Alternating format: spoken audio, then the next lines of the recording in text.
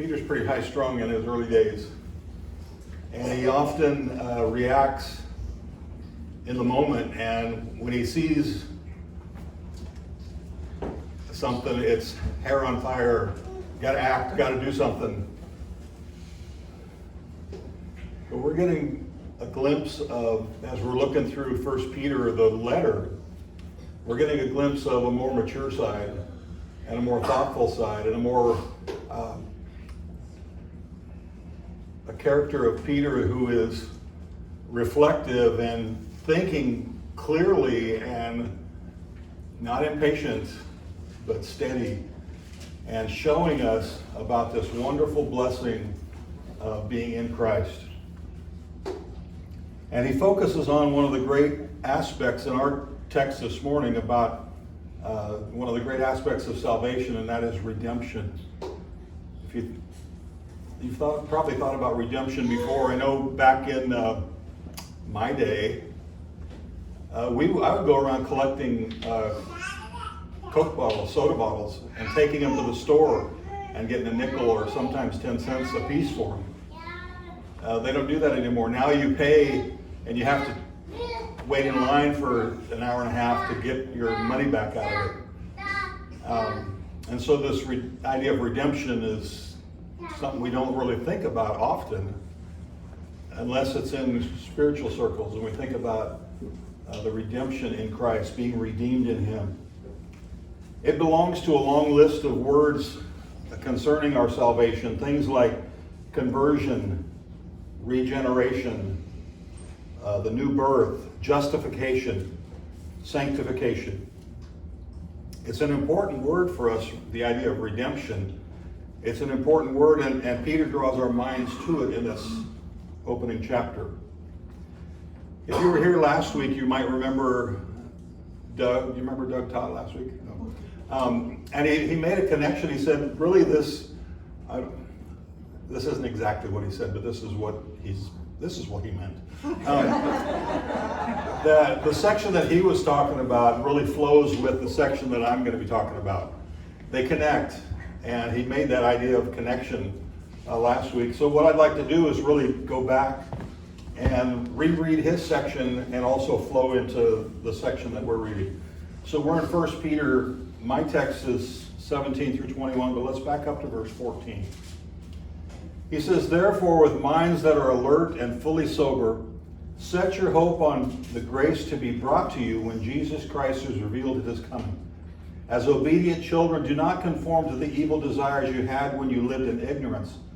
But just as He who called you is holy, so be holy in all you do. For it is written, 'Be holy, because I am holy.'" And now the section that we're going to be focusing on tonight, this morning. "Since you call on a Father who judges each person's work impartially, live out your time as foreigners here in reverent fear. For you do not know," let me back up, "for you know that it was not with perishable things such as silver or gold that you were redeemed from the empty way of life handed down to you from your ancestors, but with the precious blood of Christ, a lamb without blemish or defect. He was chosen before the creation of the world, but was revealed in these last times for your sake. Through Him you believe in God, who raised Him from the dead and glorified Him. And so your faith and hope are in God." Now the passage that Doug started with last week, or actually even before probably, really starts with a call to virtue, a call to action, and acting in a holy, set-apart way, a way that is totally devoted to God. He says, gird up your mind or your loins, as the King James said, and Doug, I thought, brought that out really well. But talking about being alert and preparing our minds for action, for a call to action, rallying the troops, so to speak. Be sober in your spirit. In other words, exercising the right priorities that you're supposed to be doing. And to fix your hope, in other words, put all of your hope on the future grace that is going to be brought to you on the day of salvation. And be obedient children just like the Holy One, to be just like Him, to follow after Him, to cling to Him, to practice what He showed us how to live. And now in verse 17 he says, if you want to respect God with your life, the one who judges impartially, then conduct your life in a way that reflects that devotion and that respect given to him. In other words, practice what you preach. Don't just say it, don't just think about it, but do it. Live it. Live it. And so Peter reminds his audience to live lives in light of the future, not the moment, but the grace that is going to be brought to them, the grace and the salvation and the redemption and the whole act of salvation. Fix your hope on those things. Put your mind on those things. Set your heart on things above, not on things of the earth. Don't be conformed to the things of the world's views, the things that seem right or that sound right. There's things that the world says, and when you first hear them, you say, well, that sounds right. But when you stop and think about it, well, wait, that's not right. And so we don't want to set our heart on things of this earth, but on the things above. Don't conform to the pattern of this world, but be transformed by the renewing of your mind. Then you will be able to test and approve what God's will is, his good, pleasing, and perfect will, Romans chapter 12, verse 2 says. And this is becoming holy as we were called to be holy, to be set apart for God's service. We have the accountability, just like a small child has the accountability to their parents, to act accordingly and act properly. You don't want them running amok through the supermarket or things like that. So Sharon Howard, all those kids she has, how many she got, 13 or 14, something like that. And going through the store, they all had to hold on to the shopping cart so that she could keep them in line, right? And you've probably seen that as well. And so we want to, as children, respect their parents and obey their parents because their parents are trying to teach them how to live right. We respect God because he teaches us how to live spiritually correct. Well, Peter adds in verses 18 and 19 of our text this motivation. He says, for you know that it was not with perishable things such as silver or gold that you were redeemed from the empty way of life handed down to you by your ancestors, but with the precious blood of Christ, a lamb without blemish or defect.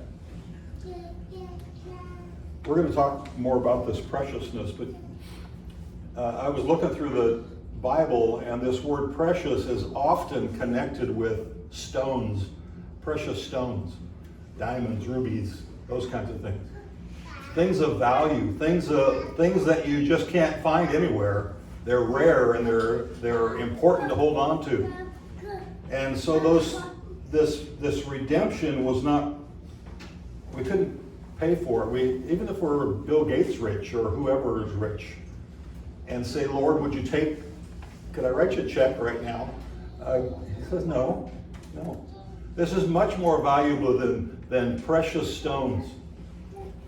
It's redeemed by the precious blood of Christ. The rare, can't find it anywhere. There's only one source, one place. He says we were redeemed by the precious blood of Christ, a lamb without blemish or defect. And so when we focus on this amazing sacrifice that God made through Jesus Christ, it increases our desire to live holy lives. And if we can remind ourselves every morning about our redemption, that day is going to be awesome. And that day is going to be filled with holy living and right living and clear thinking and sacrifice to help somebody in need and things like that. So it's going to be a good time to reflect in the morning and live in the afternoon. It's thinking and then acting. We have a great time to reflect. Hopefully you did that around the Lord's Supper, the Lord's table. It becomes a time of heart evaluation and examination. The Apostle Paul said in his instruction about the Lord's table in 1 Corinthians 11, he says, don't come to this table superficially. Don't come with shallow thoughts. Don't come holding on to sin. But he says, examine yourself, chapter 11, verse 22. If you came in a flippant or superficial way, you're going to eat and drink judgment to yourself. It's going to condemn you. And so we come as a time around the Lord's table and think about and reflect upon our own lives and how much we need the sacrifice of Christ and how much we need his mercy and his long suffering for us. It's a time of hard evaluation and examination. It's a time to take inventory of how we're living. It's a time to renew the call to obedience, a time to renew the call to holiness, to virtuous conduct, to live sober-mindedness, to live in self-control, is what Doug talked about last week. It's the perfect time of reflection. And so as we think about this idea of redemption, the word redeemed or redemption comes from a Greek word latru. It's even fun to say. It basically means to be set free by a ransom paid, by a ransom. Now, we don't think about this word ransom in a good way typically. We think of it with evil people in mind. And we read the newspaper here on the news where somebody has kidnapped somebody. I got through graduate school writing a paper and an examination of a man who, 18 years old, kidnapped a girl and held her for $1,500 ransom. This is 1927. So that's a lot of money in today's, if we look at inflation. You know what he wanted to do with the ransom money? He wanted to become a preacher. He wanted to go to religious college. And instead he ends up doing stuff that we want to talk about. But we think of a ransom as somebody who's kidnapped somebody and they're holding it, they write a ransom note, and they may even cut out newspaper clipping the letters and put the letters all in a row so nobody can see their handwriting. And they do it suspiciously and secretively, and because they want money, they want funds, and said, if you deliver the $50,000, I'll give your wife back to you or whatever.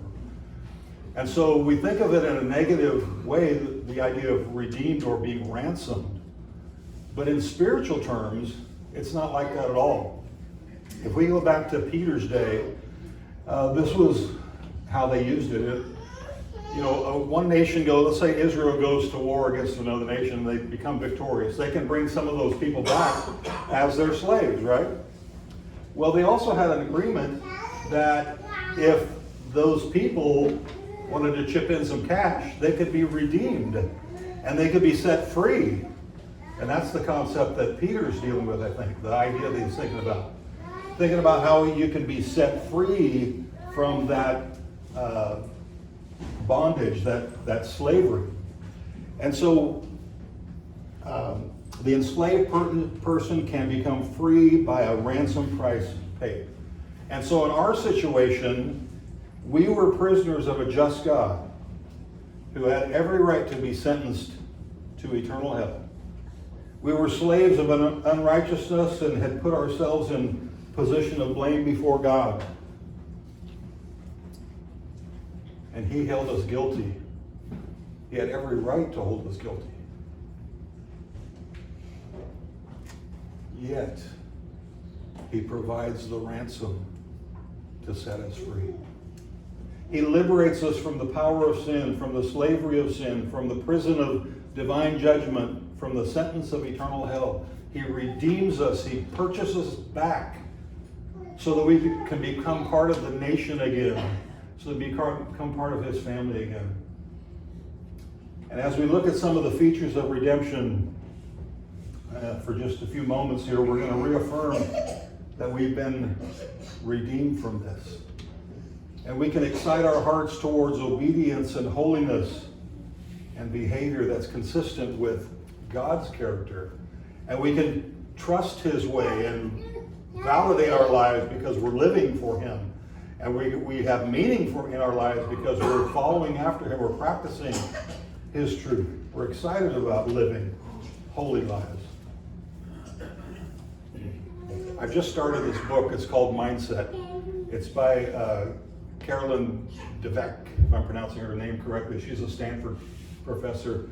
And she talks about these two mindsets. And let me just give you an example. she doesn't use this example because it's not a Christian book, but the Pharisees saw the same things that other people saw. Exactly, they saw the same miracles that Jesus performed. They saw him do those things that he did. Yet their mindset was fixed and closed to where they couldn't accept this new Messiah reality. And then you had people of an open mindset that would accept it and grasp it and cling to it and say, this is true. This is false, this is true. The same event, the same things, the same miracles. And so we can look at our own lives this same way. We can be closed or we can be open. And we can excite ourselves to live. And when we think of living holy, sometimes with a fixed mindset that thinks, that's such a burden. I have to do this, and I have to do this, and I have to do this, so that I'll be pleasing to God. And that's what the open mindset says. God redeemed me, and I want to live for him. I want to do this. I want to do that. I want to serve this way. I want to live this way because of what he's done for me. Well, let's ask the question, first of all, what were we redeemed from? If I can get my words out there. Well, the obvious answer is sin. We were redeemed from sin. But there's really an extended reality in thinking about that. And that is judgment. We're redeemed from judgment. Our sin put us there. Our sin caused us to be guilty. But we're redeemed from judgment. The judgment that we deserve. The judgment from a just judge that he's given us. And to be the slave of sin is therefore to be under the judgment of God. One who sins is the one who will die. Ezekiel chapter 18, verses 19 through 24 talks about that in that section there. The wages of sin is death, Romans 6:23. You see, sinners are destined to be punished in eternal hell. Anyone who sins and dies in their sins unforgiven is going to experience that hell. He's going to experience that eternal punishment, that eternal judgment, the never-ending torment described in the Bible. And as slaves of sin and prisoners of the justice of God, he had every right to sentence us to eternal hell because we violated his law. But we have been set free. And this is the glory and reality of redemption. Because we broke God's law, we're cursed. Galatians 3:10 through 14 says, we're all guilty of lawlessness. We need to be redeemed. And the one who holds us accountable for that sin, he holds us in contempt for that sin, he sentences us to divine judgment for that sin, is God himself. And his ransom price must be paid. And the price must be paid to him. His justice must be satisfied and determined acceptable. Well, with what were we redeemed? And that's where we're getting to the good stuff here. We were not redeemed with perishable things, that's for sure, silver, gold, anything perishable. The ransom price paid to God was not material. It wasn't, can I bake you a pie? Can I give you $100? Can I cash in my car or whatever? No. There's no amount of earthly wealth that's symbolized by silver and gold, by the way, that could deliver the eternal souls of people from bondage. Psalm 49 verses 7 through 8 says, no one can redeem the life of another or give to God a ransom for them. The ransom for a life is costly. No payment is ever enough. You don't have the capability to come up with a price to redeem your everlasting soul. Not yours, not your brothers, not your sisters. There is no earthly commodity, those things that are subject to decay, that are going to be redemptible. Verse 19 says, it's with the precious blood of Christ, a lamb without blemish or without defect. That's what redeems us. It's not a material thing that we can offer, but it's the precious blood of Christ. Why don't you take a couple seconds and think about the blood that is going through your body right now.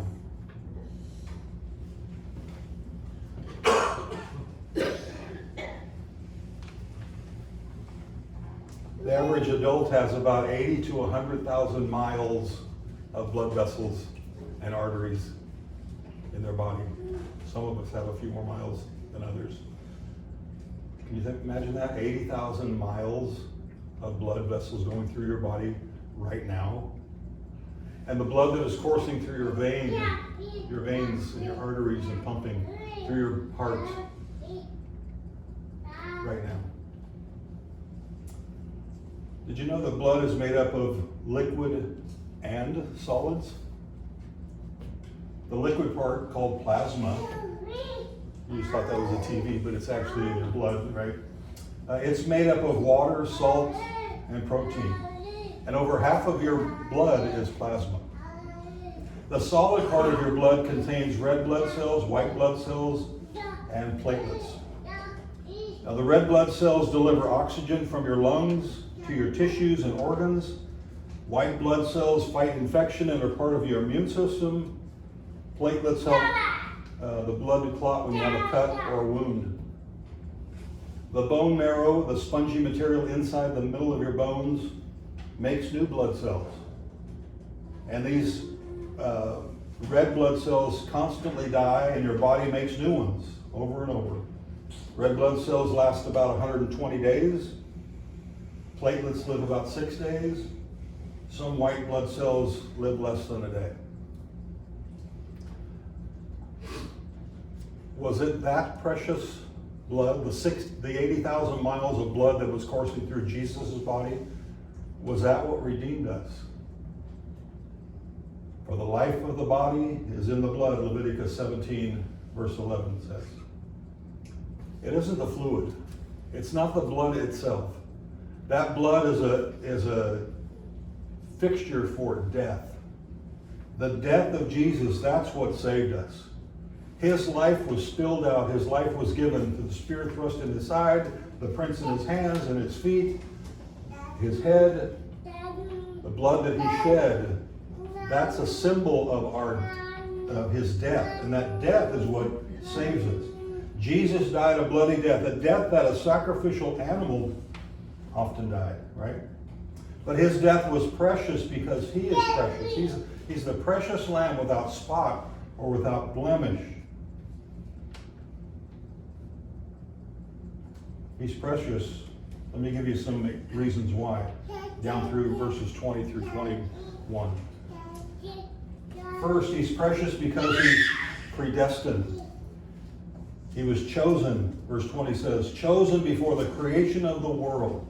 You see, God planned this awesome sacrifice even before the foundation of the world, even before time began as we know it, before Noah and the ark, before light and moon and stars and day and flowers and all those things were created. This plan, this event was planned by God. Revelation says before the foundation of the world.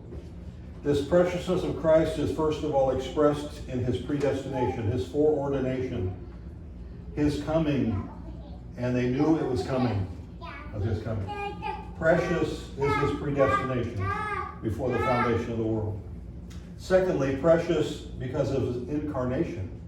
Verse 20 also says he was revealed in these last times for your sake. He has appeared in these last times, a historical event, something to be made plain, something to make clear, make it manifest, to reveal it. If you look at Romans chapter 5, verses 6 through 8, Romans 5, 6 through 8 talks about that very thing.